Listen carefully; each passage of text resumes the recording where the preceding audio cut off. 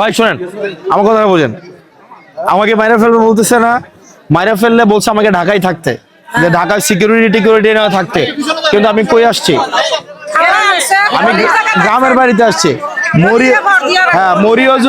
মরিও যদি আমার চাচি জেঠিরা আমার সাথে থাকুক, এবং আমি বিশ্বাস করি আমার চাচি জেঠিরা সাথে থাকলে কেউ মারতে পারবে। আচ্ছা আমি যদি আপনার বাড়িতে থাকি কেউ মারতে পারবে? আপনারা দাও টাউলে বাড়ি ঠিক আছে, এটা আমাকে পাইছে, এটা রাখেন। তো এটাই মানে মেইন কথা হচ্ছে, আমি তো ঢাকায় গেলে পারতাম না, আমাদেরকে তো ভয় দেখাইছে যেন আমরা ঢাকা থেকে না বের হই, আপনাদের কাছে না আসতে পারি।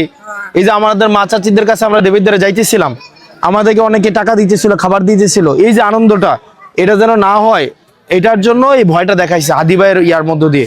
কিন্তু আমরা এই ভয় পাবো না, মা ভয় দেখালে আসবে না, কিন্তু আমার কথা হচ্ছে যে আমি আসবই, কোনো সিকিউরিটি লাগবে না। আমার মা বাপরা আমার সিকিউরিটি, আমার এই চাচি জেঠিরা আমার সিকিউরিটি, আমার দাদিরা আমার সিকিউরিটি, আমার বোনেরা আমার সিকিউরিটি, আমার চাচার আমার সিকিউরিটি ইনশাআল্লাহ।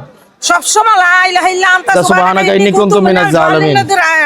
কে কই কিছু করতে পারতো না, মাছের বাড়াতে ইনস্টমির আল্লাহ বাঁচাইছে, দেখবেন বাঁচাইবো জান। যারা ভালো থাকেন আপনারা, আপনারা আমার জন্য শুধু দোয়া করবেন। আল্লাহ বাঁচান সবাই। আর গাঞ্জাখুর মদখুর যদি আল্লাহ আপনার শক্তি দেয়, শেষ করে দিবেন দেশটা থেকে। গাঞ্জার জ্বালায় থাকতারি না, হ্যাঁ দেশটা এগুলা মাদক একদম শেষ করে দেব।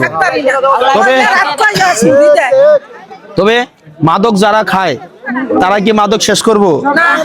ওই জাগাত তুইবেন এরুমা যদি আল্লাহ প্রশাসন না জাগাত বন্ধ করবে। ঠিক আছে আন্টি দোয়া করেন আমার জন্য, জাগাত বলে তোরা মাদক ছাড়াই দোয়া করেন আমার জন্য।